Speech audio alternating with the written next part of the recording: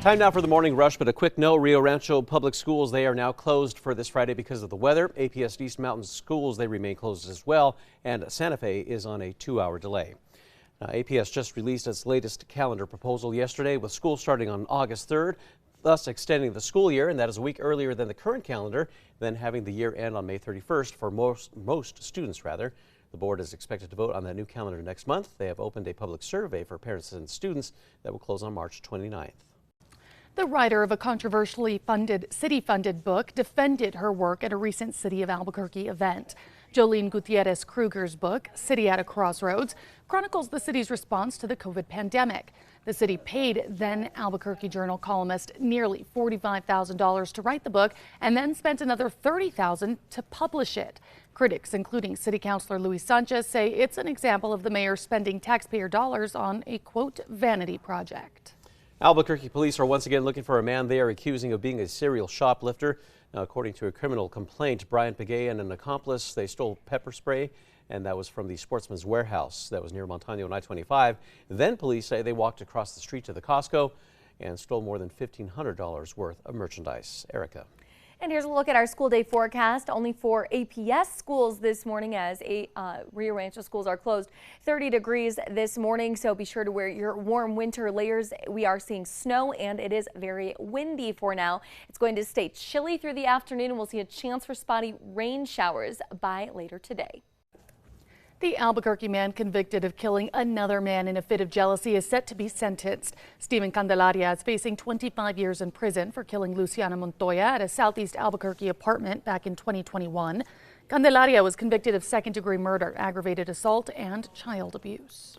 A recently released report is suggesting that New Mexico State University make some major changes to their basketball program. The investigation by the Rody law firm points out the university needs to make those changes. That includes enforcing team curfews and a ban on weapons while traveling for team events. Albuquerque police is laying out their top enforcement priorities after releasing the latest crime statistics for the city. They show violent crimes in the city are down 6% overall in the last 6 years. And last year also saw a record-breaking 120 killings in the city. In total, the department says there has been a 40% decline in property crime cases. Erica. And here's a look at our threat index. It is high this morning as we do have snowy and icy roads across the metro and all of central and northern New Mexico. The bill that will determine which state projects get millions of dollars in funding is on the governor's desk this morning. The capital outlay bill includes $70 million toward career and technical education, as well as pre-K facilities. That's along with more than $50 million for school security measures and even new school buses. An Albuquerque business that the city says is a, quote, crime magnet is pushing back against a lawsuit that may force it to shut down. APD says they responded to hundreds of calls and half a dozen homicides at or near the Adam Food Market at Central and Pennsylvania. That's over the last 2 years. The market has filed a motion to dismiss the suit in order to stay in business. Erica. And here's a look at traffic. The maps are clear. No accidents or slowdowns right now, and trackers heading south on Tramway. You can see that things are moving a little bit slow, and we do have some snow on the roads. Well, snow reached up to 3 feet in parts of Massachusetts. This comes as a late winter nor'easter blew through the region, and for one dog, it was a little bit more than enough. Footage from Laura McConaughey shows her dog Hugo briefly out in the snow in Sterling. Hugo initially seems enthused as he sticks his face into the snow, but his owner's suggestion that he go potty in it met with a swift turnaround and going back inside the house. Absolutely not. Time now for the 5 facts. At number 5, UNM students will be able to enjoy a much cleaner duck pond once they get back from spring break. The duck pond and surrounding areas, they have been now closed off since Monday. Well, the fish and turtles and ducks, they were safely removed before UNM drained the pond, and they're now working to clear debris from the bottom. Once that part is complete, they will then fill the pond with fresh water and bring all the animals back. At number 4, a recently released report is suggesting NMSU make some major changes to their basketball program. The investigation by the Rody law firm looked into how the school handled the deadly shooting involving Aggie basketball players on the UNM campus. While the investigation says NMSU did not break any laws, it does point out the university needs to make 6 major changes. Hazing allegations forced the university to cancel the remainder of the basketball season, and coach Greg Heyer was fired. At number 3, APS could be adding nearly a full week to the next school year. That's in a newly proposed calendar that wants to give students more time in class.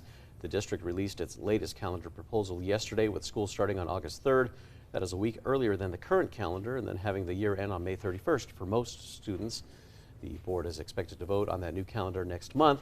Meanwhile, a public survey for parents and students to give input is open until March 29th.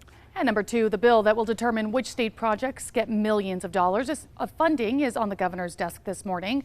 The capital outlay bill includes everything from fixing up Little League fields to libraries, building schools, and a Navajo Code Talker museum. Schools account for a lot of the spending, including $70 million toward career and technical education and pre-K facilities.